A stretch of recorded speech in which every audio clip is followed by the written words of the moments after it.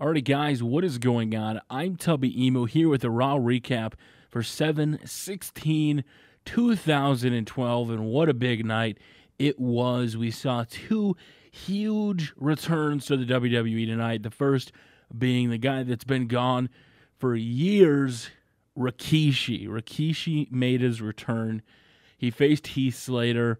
Rikishi dominated him, and afterwards, the lights went out, and what happened? Nothing else other than Rikishi dancing with Jimmy and Jay, his kids. Now, I was really excited.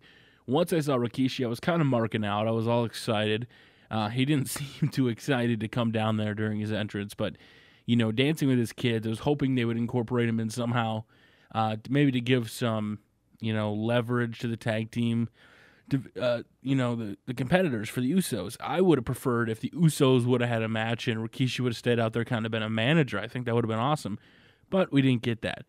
What we did get, though, was a return from Rey Mysterio in a match between Zack Ryder and Alberto Del Rio. We're like, woo, Zack Ryder's actually on Raw.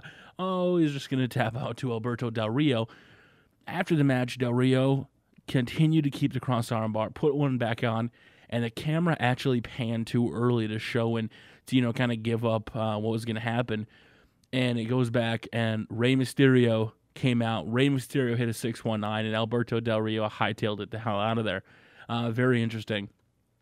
To start getting into it, the tag team champions had their match tonight against the number one contenders, the Prime Time Players. And no, the Prime Time Players were not able to win. The tag team champions still retained. There was a backstage segment between Daniel Bryan and AJ Lee, and he was saying, I still, I want to tell you something. It was big. It was something that, now the championship's out of the way. But then Eve Torres interrupts and says, you have a match tonight. You ditched me last week, and I'm going to pick my partner. And she chose The Miz, and The Miz was debuting his brand new haircut, his brand new look. He looks amazing, in my opinion. The Miz looks more rough and tough, and he's got a beard, and he's got like slicked back hair. He looks really good. They lost, though. He was able to pick up the victory. Daniel Bryan was. Actually, AJ Lee picked up the victory. Eve Torres had a small package on AJ, but The Miz kind of distracted the referee, allowed Daniel Bryan to come in, flip the pair, and 1, 2, 3 for AJ Lee. And then after came what happened. Daniel Bryan grabbed the box from the ring announcer and proposed to AJ Lee, and she said yes. This, I guess it's a WWE storyline. What are you going to do? And then they started macking on each other, so they sent out a tweet right after inviting you to your prenuptials, the wedding next week on the 1000th episode of Raw. I don't know what's going to happen. Maybe she's going to ditch him at the altar, but I still thought it was pretty interesting. The storyline just took a turn for the weird. And then later on, it was Ryback finally getting a real opponent against Jack Swagger. Jack Swagger didn't even let Ryback come in and started beating the crap out of him, hit a gut-wrench powerbomb. But then Ryback came back and beat the crap out of Jack Swagger, and Jack Swagger just rolled out of the ring after getting pounded numerous times. And Ryback went on to the Goldberg chant some more. There was a commercial for Show versus Punk was going to be the main event. More tout plugs. Yes, I know the WWE invested in tout, so we're going to hear a lot more about it forever. Vicky Guerrero comes out, introduces Dolph Ziggler. Dolph comes out holding the Money in the Bank briefcase. Looks great, starts talking. He's going to be the next champion. It's a matter of time.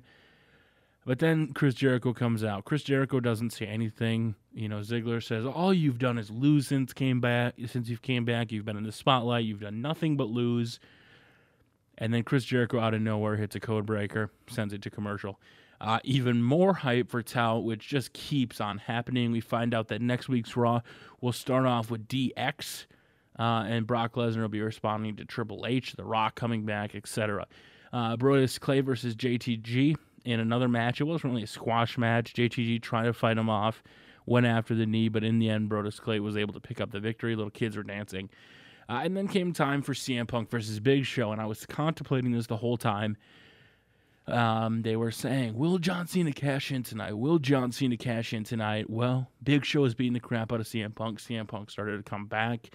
He hit his big elbow, but in the end, He was beating the crap out of CM Punk in the corner, and then he just throws the ref off and starts beating him. John Cena's music drops. He comes out to the ring with the briefcase in hand. Big Show looks at him and just walks right out of the ring and goes over to the announcer stand, just stands there. But then he grabs a microphone instead of cashing it in and starts talking. And Big Show comes up to the ring. What are you doing, John? Cashing. He's like, these people don't respect you. You're going to be the champion. He's got your championship. You know, the one you designed.